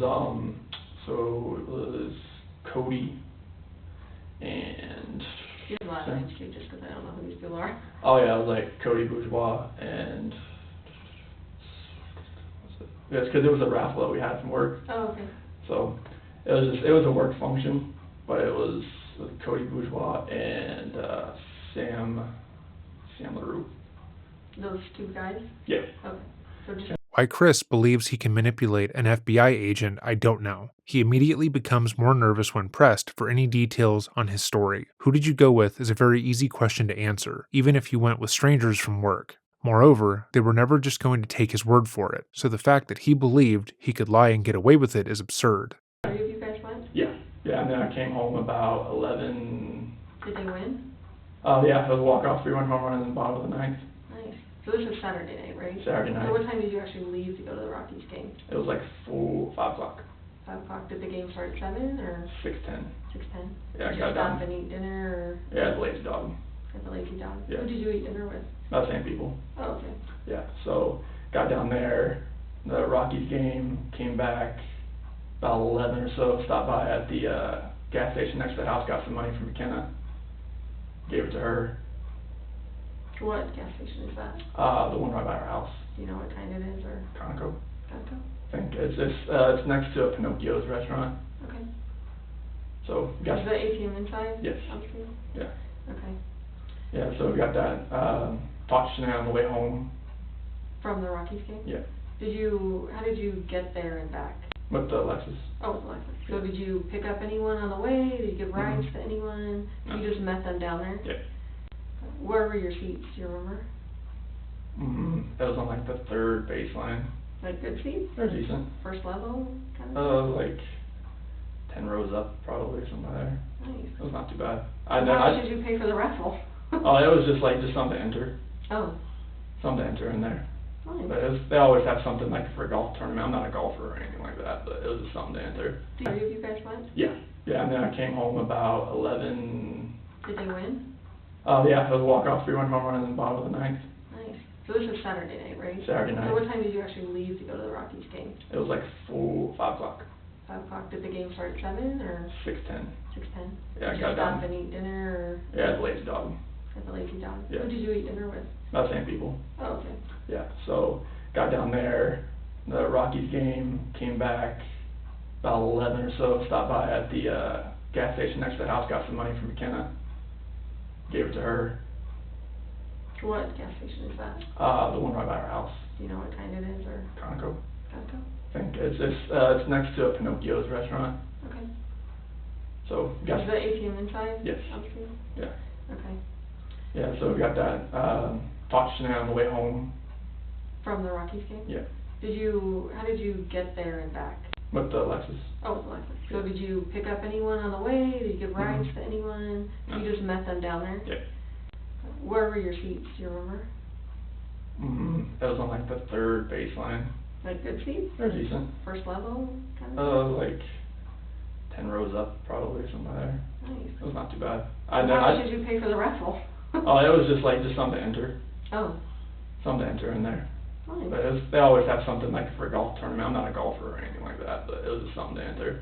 You can clearly tell which questions Chris prepped for and which he did not. When asked the outcome of the game, he is quick to give an actual outcome, but when asked where he was sitting, he takes a moment to pause and think up an answer, even though that would be one of the easiest questions had he actually gone to the game. Any of you guys went? Yeah, yeah, and then I came home about 11. Did they win?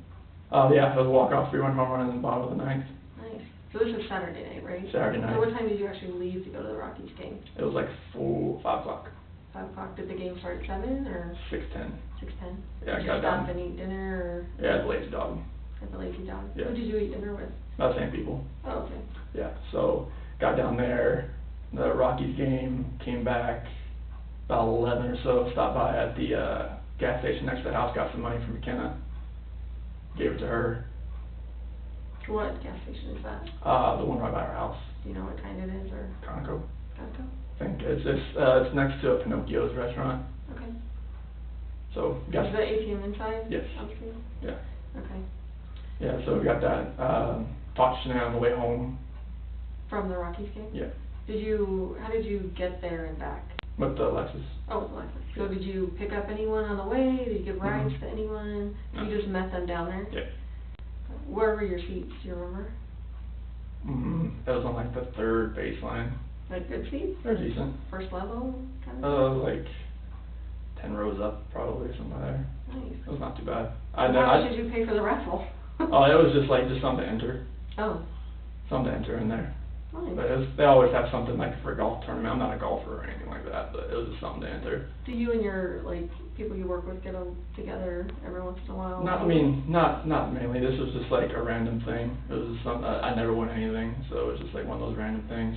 Did you pick them to go? Like, No, I won that one ticket. all three of you won Yeah. the ticket? Yeah. And did anyone So- else meet you guys there from work or? No, it was just a random thing. Okay. Yeah, but when we got home, I called Shanann, I asked her how much to give McKenna, and she was like, it's like, do I give her 60, I give her 50? I was like, just give her 50, because it's like, okay, you don't want to overpay her. I'm like, okay. When I get there, and the expedition was there, I think that was Jeremy's wife's car, and I gave her the money, and girls were fine. They ate pizza. I ordered pizza for them that night, for them like that. And then after that, I went inside, went to bed, and then. Were the girls in bed? Oh yeah, they were totally passed out. And was the mom there to help McKenna, or? No, I think she Was it dropped her? off the car, because I didn't see anybody in the car when I pulled up. Oh, McKenna can drive. I don't even know how old McKenna is. And she has her own car. She has a Jeep. Oh, okay. But I didn't see anybody in the car as far as her mom was, but I think they just dropped her car off, so like when I got home, they could just. Okay. So, and I hate to keep going back to the Rockies game, but you were with your coworkers there. Did you mention to either of them about, issues that you're having with Lord, your no. wife or No. anything like that? Are these not those type No, of people that no. you would talk to like that? No, Okay. nothing like that.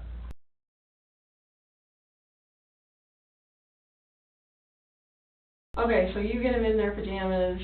Feed them dinner and Yeah. FaceTime Shanann's parents.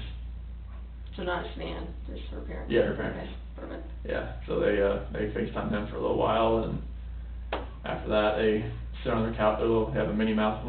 Cece has a Minnie Mouse couch, and Bella has a Sophia, the first couch, and they chill there and give them a little snack. And Celeste has some vanilla wafers. Bella has some chips, and then they each wanted the switch after they were done. So, sorry. Bella had vanilla wafers after that, and Cece had some like Cheez-Its or something like that. Okay. And then after that, just brushed their teeth and got them ready for bed, and they both used some potty and like they normally do, and put them in bed. Okay. Do they normally go to bed right away, or? Well, they do lay in bed. Like they don't get out like once the rain machines are on and lights are out. Like Bella came out twice that time just because she knew like Shanann was coming home. Like I told her like, all right, she'll be home Monday, Mhm. type thing, because like Shanann's not gonna just go in there and wake her up at like in the middle of the night type thing. Mhm. So like I told her she'd be here Monday. She knew When like you wake up. yeah, she knew like, all right, time yet? Like she comes out like, she home yet? Like no, baby, just when you wake up. Okay, when you wake up. So, okay. About two times she came out asking about that, but Celeste hasn't done that yet. We have still not gone over how Shanann, Bella, and Celeste died yet, but this statement of him laughing about how his daughter came out asking to see her mother is incredibly heartbreaking, especially when the entire story is put together. So as far as, you said you talked to Shanann at least one time to ask about how much to pay McKenna. Yeah. Did you talk to Shanann any other time? Oh yeah, like during the day Sunday. Okay, and how was that?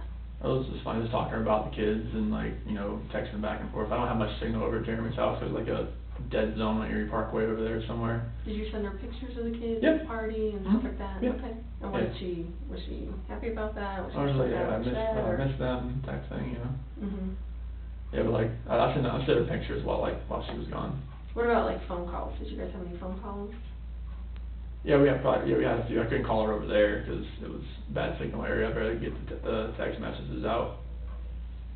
But yeah, I So mean, you didn't call her at Jeremy's, is that what you're saying? yeah, I Okay. couldn't. Cause But the other time, like Saturday night? oh yeah, like everything. Yeah, we just talked and asked how everything went and everything like that. And once I got him home, like after the party and got him to bed and everything, told Bella's like, she knows you're coming home and she's ready and everything. And she was texting me like about like 'cause the power went out, I guess, in Arizona because of the dust storms, and her friend Addie and Cindy, like they paid for dinner and stuff like that. And yeah, Nicole and her were at the airport, and Addie's plane got delayed, and they were hoping theirs weren't getting delayed, but it ended up getting delayed.